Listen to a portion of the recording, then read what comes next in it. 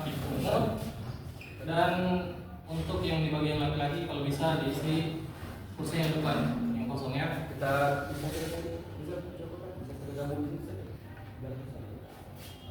jangan bagusnya kalau di depan saja. Kayak Gimana, sudah selesai semuanya? Sudah, Bu. Sudah bisa Bapak mulai? Sudah, Pak. Oke. Bismillahirrahmanirrahim. Assalamualaikum warahmatullahi wabarakatuh. Waalaikumsalam warahmatullahi wabarakatuh.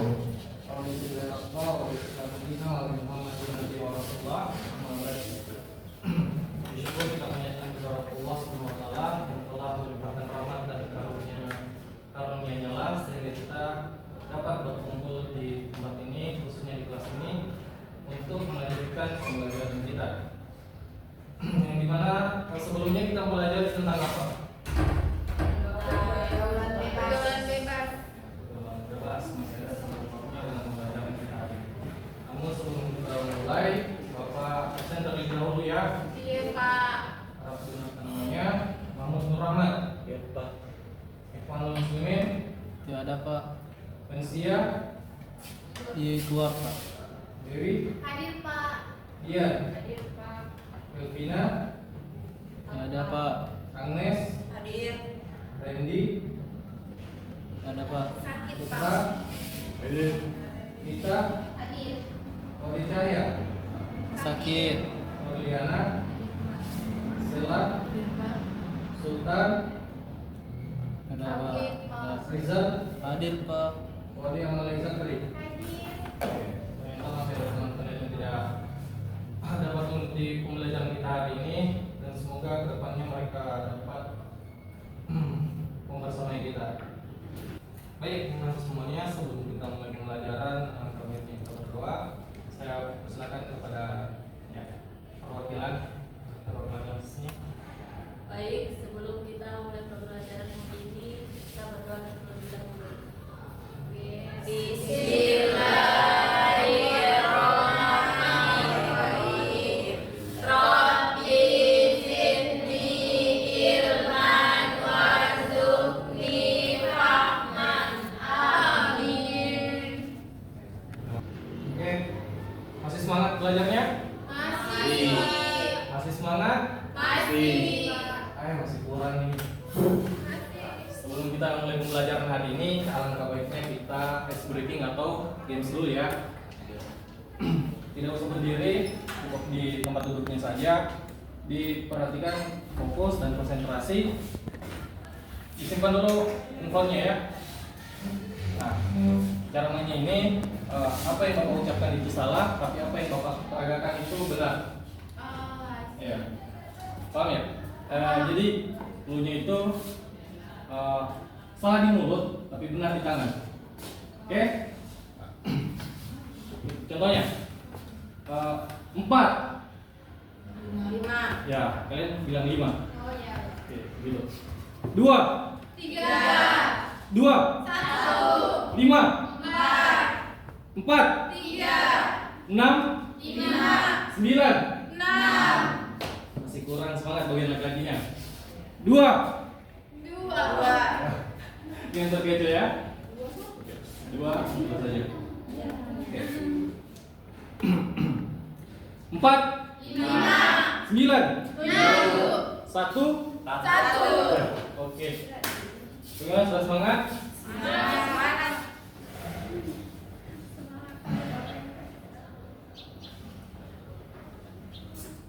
Baik, hari ini kita akan melanjutkan pembelajaran kita mengenai Islam nasihati dalam Islam. Namun sebelum memulai pembelajaran, ada beberapa hal yang mungkin Bapak sampaikan. Pertama, mengenai tujuan pembelajaran kita hari ini yang berkaitan tentang pengertian atau apa yang kita pahami mengenai saling nasihati dalam Islam. Dan kedua, itu macam-macam bentuk saling menasihati, ya.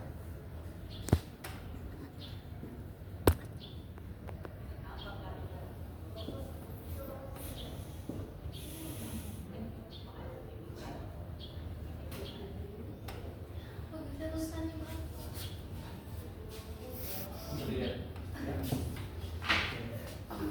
Selain macam-macam bentuknya juga ada poin yang ketiga, yaitu tujuan dan juga fungsi dari macam-macam bentuknya itu.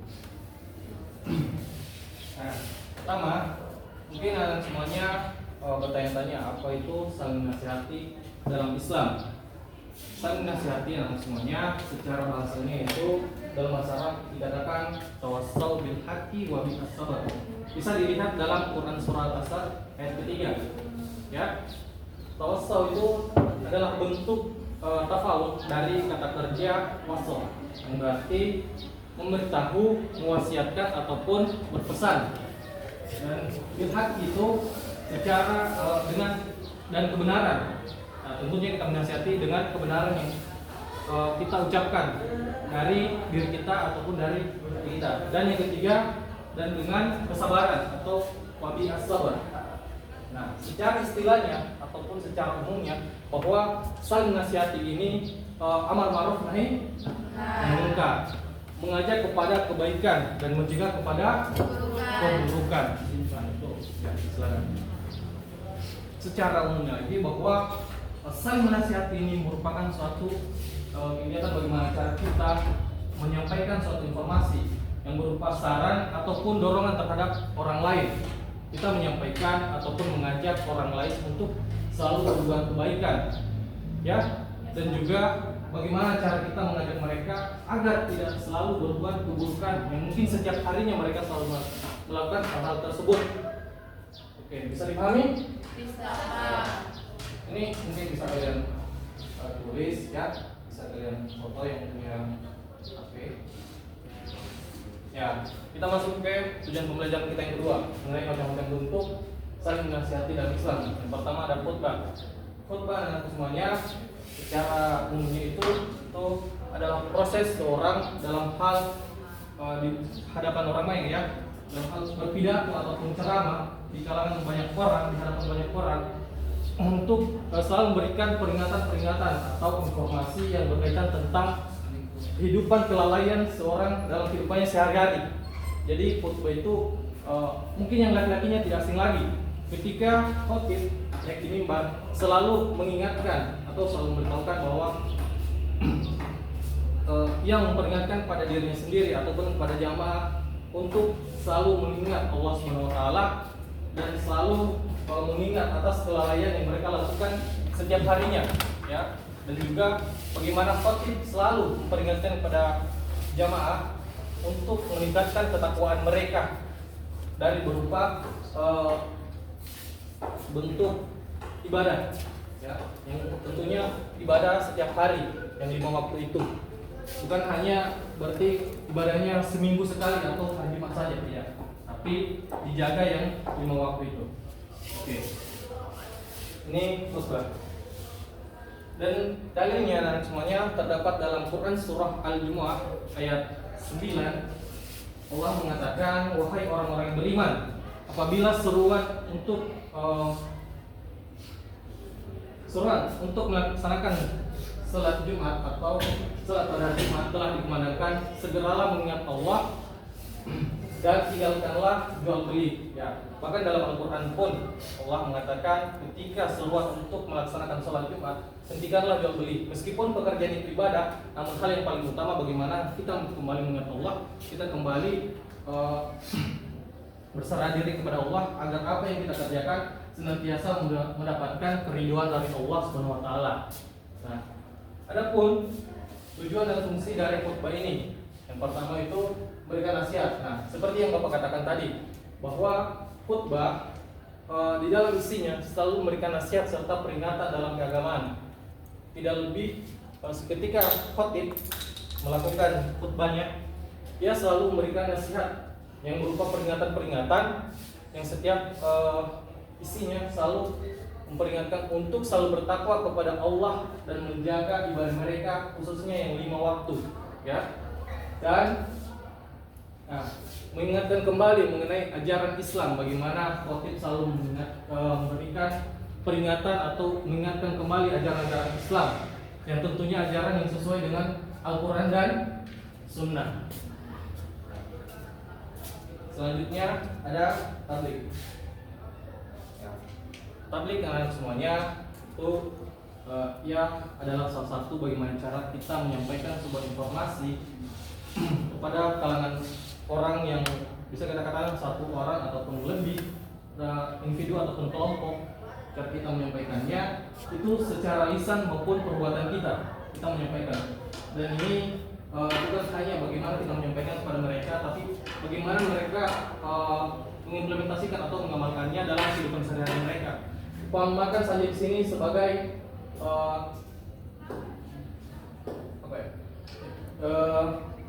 berkaitan tentang etika. Mungkin masyarakat masih banyak yang perilaku ataupun etika mereka yang melenceng dari ajaran-ajaran agama Islam. Ya, kita menasihati mereka, kita memberikan mereka informasi yang berupa informasi yang sesuai dengan ajaran-ajaran Rasulullah SAW, dan bagaimana bukan hanya mereka ketahui, tapi bagaimana juga mereka mengamalkannya dalam kehidupan sehari-hari. Bisa dipahami? Ya. Adapun ayatnya terdapat dalam Quran surat Al-Maidah ayat 67. Ada yang bisa bacakan? Ya, silakan kepada Anda.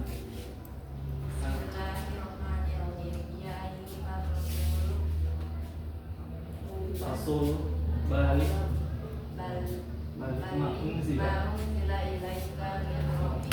Wahai Rasul, sampaikanlah apa yang diturunkan Tuhanmu kepadamu. Ya, bahkan dalam Quran surah Al-Maidah, Allah memerintahkan kepada Rasulnya, kepada Muhammad SAW untuk menyampaikan apa yang telah diturunkan kepadamu, apa yang telah diturunkan Allah Subhanahu Wa Taala kepadanya. Ya, jadi tidak ada lagi kata bahwa kita tidak perlu menasihati, bahwa kita tidak perlu mengingatkan seorang. Ya, sudah jelas di dalam Quran kita diperintahkan untuk menasihati. Bahkan mungkin dalam Quran surah Al-Imran ayat 104, ada yang ingat? Ada Pak. Coba. Wal takum minkum ummatun yad'una ilal khair wa ya'muruna bil ma'ruf wa yanhauna 'anil munkar. Ya. Itu nanti sebentar kita akan bahas terdapat di dakwah dia, bagaimana cara kita mengajak, ya, bagaimana cara kita juga menyuruh seorang untuk selalu berbuat kebaikan ataupun berbuat yang ma'ruf, dan bagaimana cara kita mencegah mereka dalam hal berbuat keburukan. Selanjutnya ada beberapa hal mengenai, ada beberapa tujuan dan fungsi dari tabligh ini. Yang pertama berkaitan tentang apa? Menyebarkan informasi tentang Islam. Ya, informasi tentang Islam. Tentunya tidak lebih kita menyebarkan informasi-informasi yang berkaitan tentang Islam, khususnya dalam ajaran Islam, ya. Karena di masyarakat semuanya, kebanyakan masyarakat masih berpegang teguh pada yang namanya budaya ataupun adat, ya, yang seharusnya itu tidak disamaratakan dalam hal Islam, ya. Nah, kedua tentang apa? Apa? Ya, pemahaman.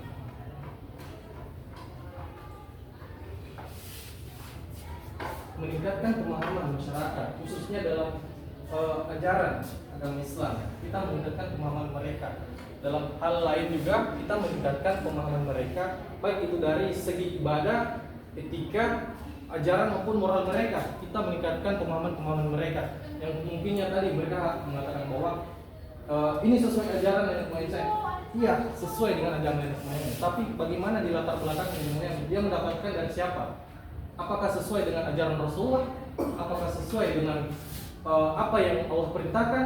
Ya, kita tidak semena mengambil ilmu tanpa ada sumber yang pasti. Nah, selanjutnya mengenai dakwah. Dakwah itu bagaimana cara kita mengajak ataupun menyuruh terhadap orang lain, mengajak menyuruh ataupun juga memerintahkan pada seorang untuk selalu berbuat kebaikan, dan juga bagaimana cara kita mencegah mereka dalam hal berbuat keburukan. Sama seperti apa yang dia katakan, apa yang dibacakan oleh teman kalian tadi dari Rizal dalam Quran surah Al-Imran tadi. Allah mengatakan, hendaklah ada di antara kamu seorang orang yang menyuruh kepada kebaikan atau menyuruh berbuat yang ma'ruf dan mencegah dari yang munkar.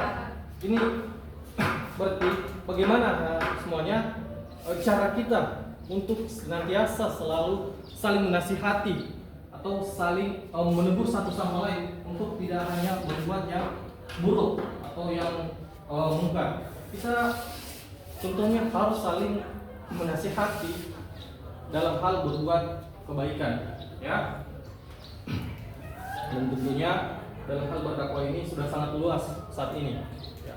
Mungkin anak semuanya tidak asing lagi di handphonenya sudah banyak sekali pendakwa-pendakwa ataupun yang sedang melakukan khutbah tabligh, ya, sudah berjajar di handphonenya, bisa dilihat begitu banyak pendakwa yang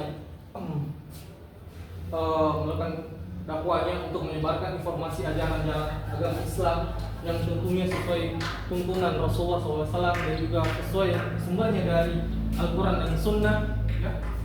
Dan tidak semata-mata kita menasihati ini tidak lebih untuk bagaimana kita menyadarkan mereka atau bagaimana kita mengembalikan mereka ke jalan Allah SWT, dan sekaligus tidak memandang bahwa ini dia lebih tua dari saya, tidak. Tapi bagaimana kita mengkondisikan juga bahwa ini semisal, ya, Bapak menasihati seorang yang lebih tua dari Bapak, disitu kita mengkondisikan, Pak, ini apa yang kita lakukan itu salah. Kita menegur dengan cara yang sopan, ya.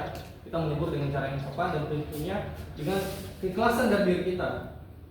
Selain itu, kita tidak hanya menegur hal-hal seperti itu, tapi kebenaran yang kita tegurkan itu harus ada, serta apa yang menjadi kesabaran dalam diri kita itu merupakan suatu hal yang besar. Kita menguatkan dalam diri kita yang betul-betul namanya kesabaran. Karena mengingat anak semuanya, di era saat ini, ketika kita menyampaikan satu informasi ataupun kita menasihati seorang dalam hal apapun, dalam bentuk apapun, mungkin dalam khutbah, tabligh ataupun dakwah, mereka mengatakan urus saja dirimu sendiri.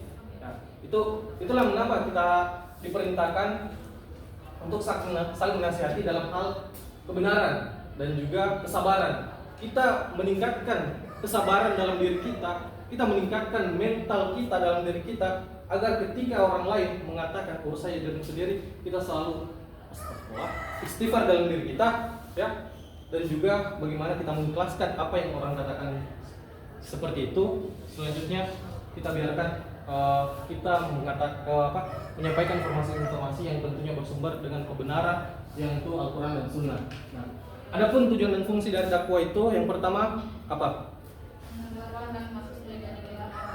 Ya, bagaimana cara kita mengajak kalangan manusia, baik individu maupun kelompok, untuk selalu berbuat kebaikan, tidak keluar, berada dalam lingkaran kegelapan. Bagaimana kita mengajak mereka menuju yang betul-betul jalan yang diridhoi oleh Allah Subhanahu wa taala. Sekaligus bagaimana cara kita untuk senantiasa mengajak mereka bukan hanya hari ini saja, tapi ke depannya, ya.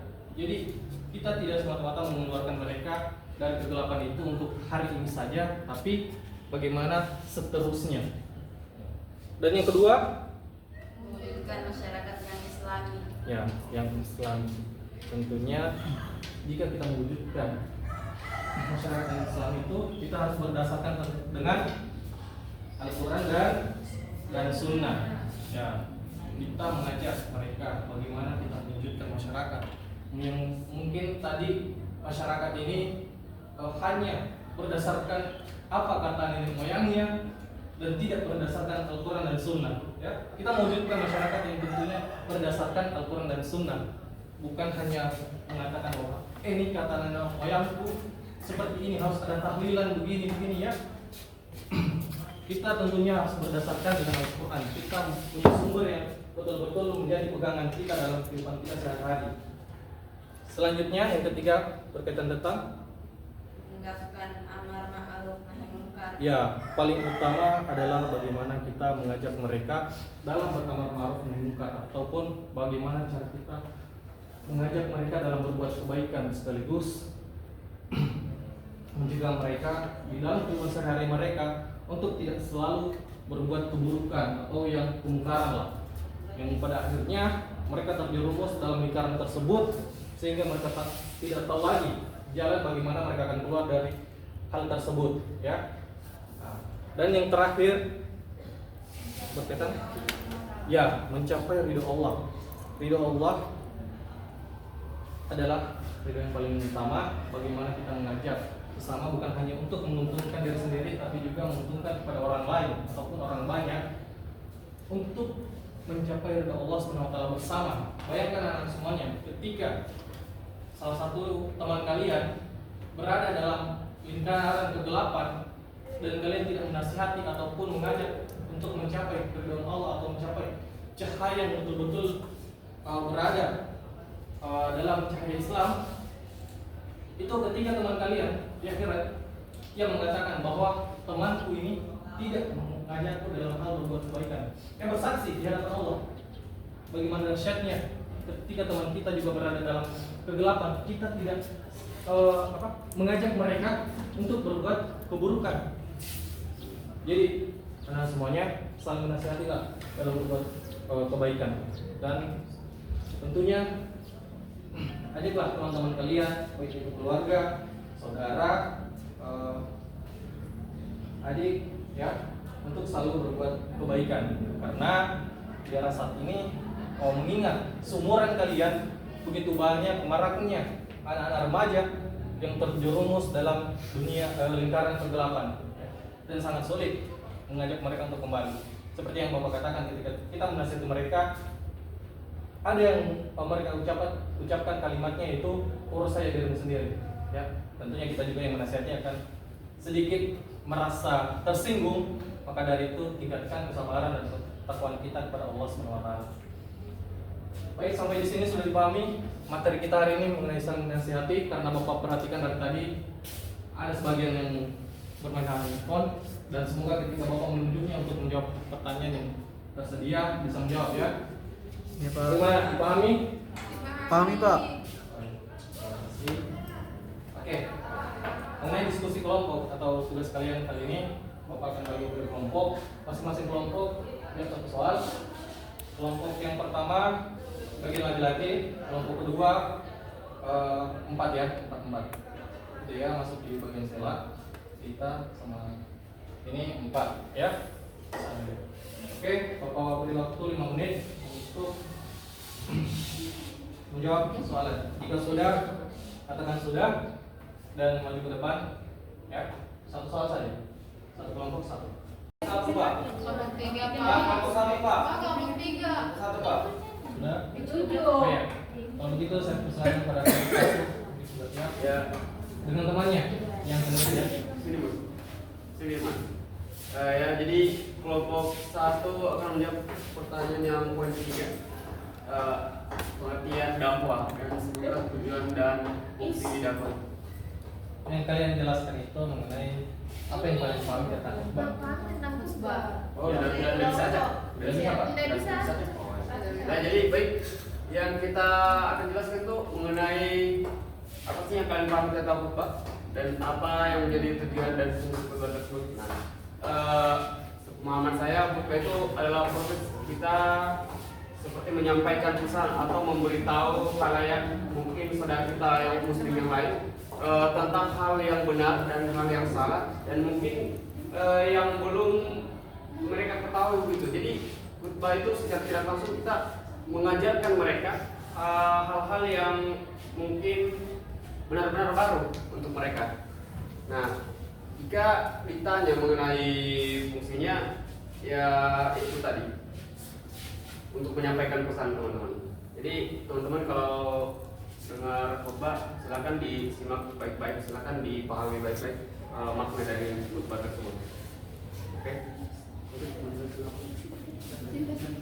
Dan itu saja dari kelompok 1. Sekian, terima kasih. Aplaus untuk kelompok 1. Selanjutnya kelompok Kelompok 1 3. 3. Silakan.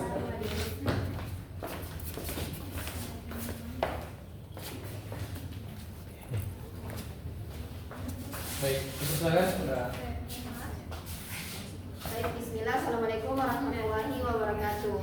Waalaikumsalam warahmatullahi wabarakatuh. Jadi kami dari kelompok 3 di sini kami akan menjawab pertanyaan dari Bapak.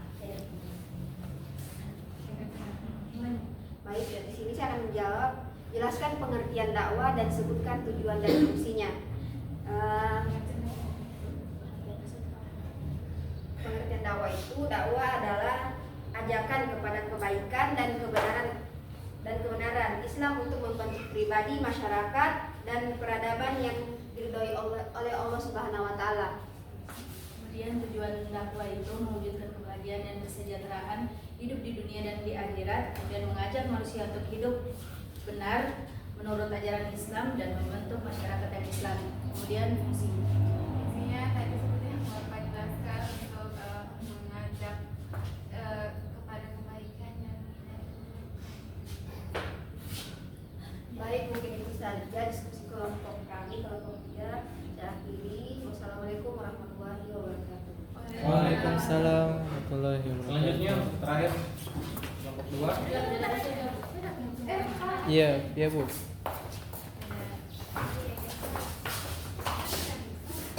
Assalamualaikum warahmatullahi wabarakatuh. Seperti biasa kami dari kelompok bidadari surga.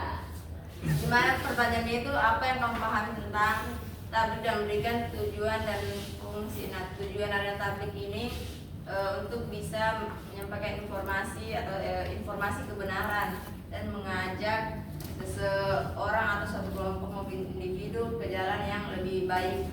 Terus fungsinya itu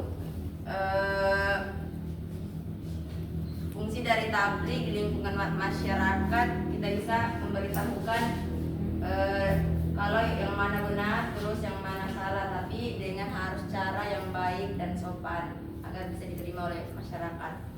Mungkin bisa dari kelompok kami dari surga. Wassalamualaikum warahmatullahi wabarakatuh. Waalaikumsalam warahmatullahi wabarakatuh. Aplaus untuk temannya.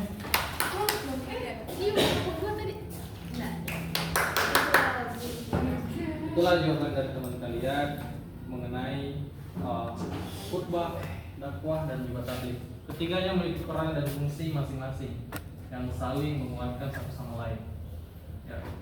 Sampai di sini sebelum Bapak menutupnya, ada yang ditanyakan mengenai pembelajaran kita hari ini.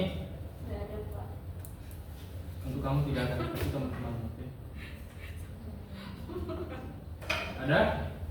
sudah jelas. Oh, jelas ya? Iya. Baik. Kalau begitu, kesimpulan dari pembelajaran kita hari ini yaitu saling menasihati adalah kewajiban khususnya bagi kita umat muslim.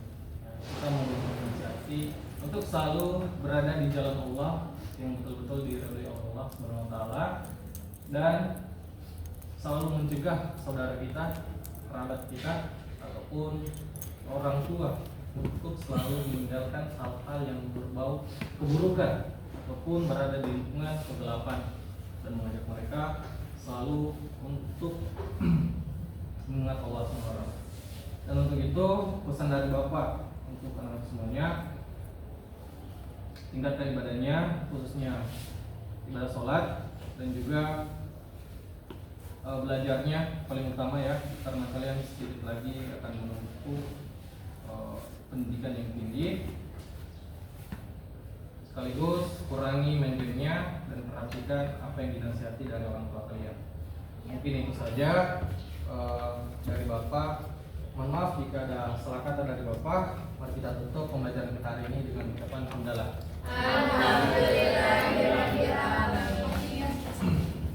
Nun, Assalamualaikum warahmatullahi wabarakatuh. Waalaikumsalam.